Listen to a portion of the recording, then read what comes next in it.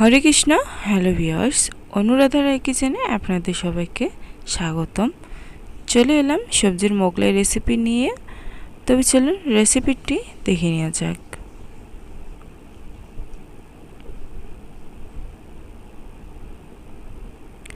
এখানে আমি মোগলাইটা আটা দিয়ে বানাবো। একটা বাটিতে নিয়ে নিচ্ছি 2 কাপ পরিমাণে লাল আটা।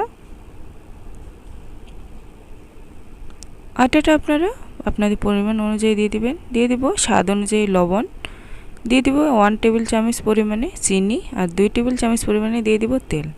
এন্ড সবগুলো আমি হাতের সাহায্যে ভালোভাবে মেখে নেব।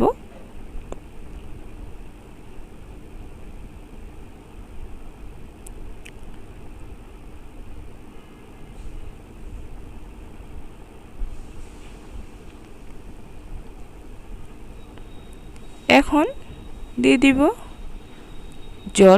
জল দিয়ে আমি একটা নরম সফট ডো বানিয়ে নিব। জলটা আমি অল্প অল্প করে দিচ্ছি, একবারে দিব না।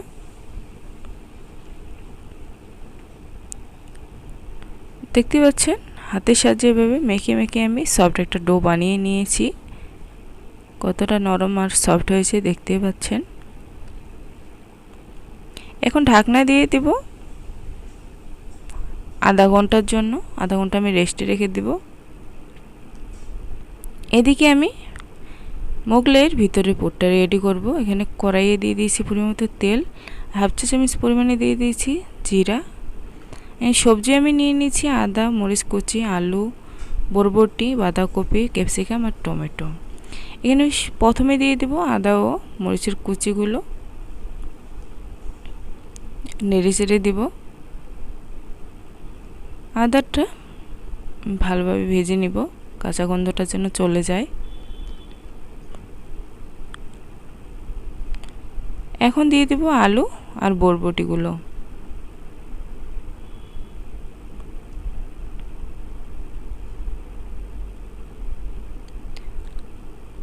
আলু বরবটি আমি নেড়ে চেড়ে 2-3 মিনিটের মতো ভেজে নিব। আমার ভাজা কমপ্লিট। এখন আমি দিয়ে দেব কুচিয়ে রাখা বাঁধাকপিগুলো, দিয়ে দেব ক্যাপসিকামগুলো। সবজিটা আপনারা আপনাদের প্রয়োজন মতো দিয়ে দিবেন, বাড়িয়ে বা কমিয়েও নিতে পারেন। আবার চাইলে অন্য সবজিও অ্যাড করতে পারেন। আমার হাতের কাছে যেই সবজিগুলো ছিল সেগুলো দিয়ে আমি মোগলাই বানাচ্ছি। এভাবে নেড়ে চেড়ে আমি আবারও 4-5 মিনিটের মতো ভেজে নেব বাঁধাকপিগুলো।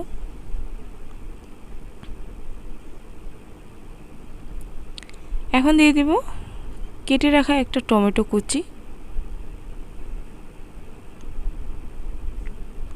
স্বাদ অনুযায়ী দিয়ে দিব লবণ,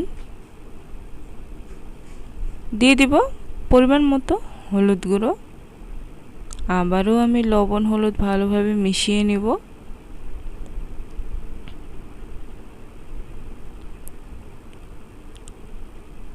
এখন ঢাকনা দিয়ে 8-10 মিনিটের মতো আমি সবজিটা ভেজে নিয়েছি, দেখতে পাচ্ছেন।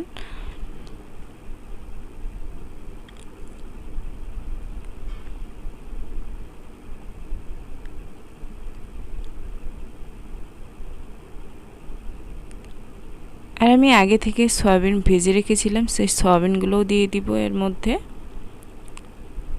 সয়াবিনটা দিলে মোগলাইটা খেতে খুবই ভালো লাগে। এখন দিয়ে দেব 1 টেবিল চামচ পরিমাণে জিরা গুঁড়ো, ভাজা জিরা গুঁড়ো দিচ্ছি। আর হাফ চা চামচ দিয়ে দেব গরম মশলার গুঁড়ো। 1 চিমটি দিয়ে দেব হিংটা দিলে খেতে খুবই ভালো লাগে। আবারও আমি 3-4 মিনিটের মতো ভেজে নেব মশলাটা দিয়ে।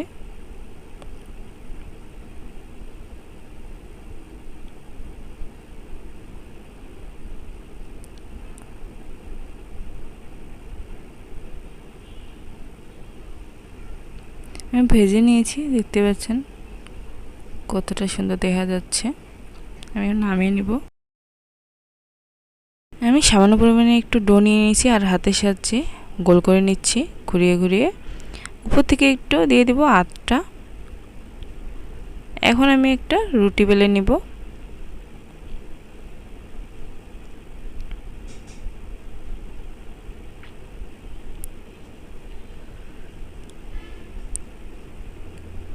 আমরা যেভাবে রুটি বানাই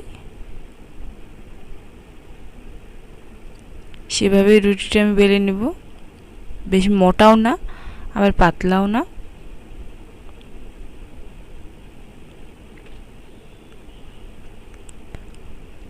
এখন 1 টেবিল চামচ পরিমাণে আটা নিয়েছি। এখন জল দিয়ে আমি একটা আটা বানিয়ে নিয়েছি। মাঝখানে দিয়ে দিব সবজির পুর।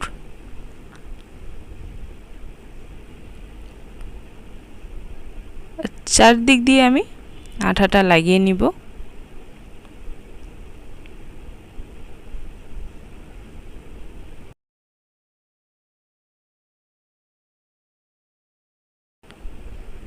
এখন আমি মোগলাইয়ের ভাঁজটা দিয়ে নিব। দেখতে পাচ্ছেন কিভাবে দিচ্ছি। আমি আরেকটু আটা লাগিয়ে দিব সাইডে।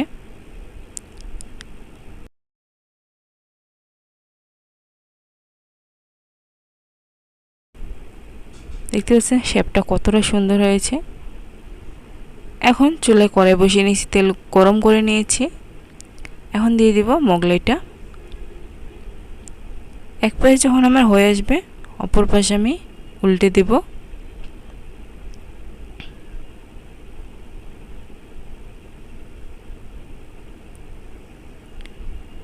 এভাবে উল্টে পাল্টে আমি লাল করে ভেজে নিব মোগলাইটা।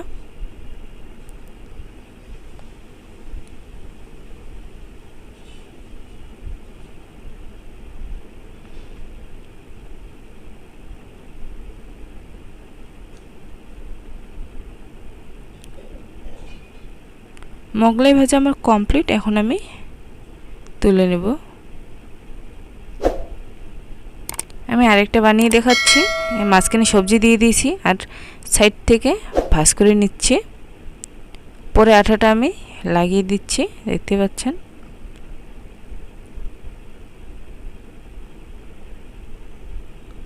এখন আমি আবারও ভাজ করে নেব। এভাবে শুকনো আটা দিয়ে আটাটা বানালে একটু খুলে যাবে না। দেখতে পাচ্ছেন কতটা সুন্দর হয়েছে আমার শেপটা মোগলাইয়ের। আমি আবারও একটা ভেজে দেখাচ্ছি। উল্টে পাল্টে আমি এটাও লাল লাল করে ভেজে নিয়েছি।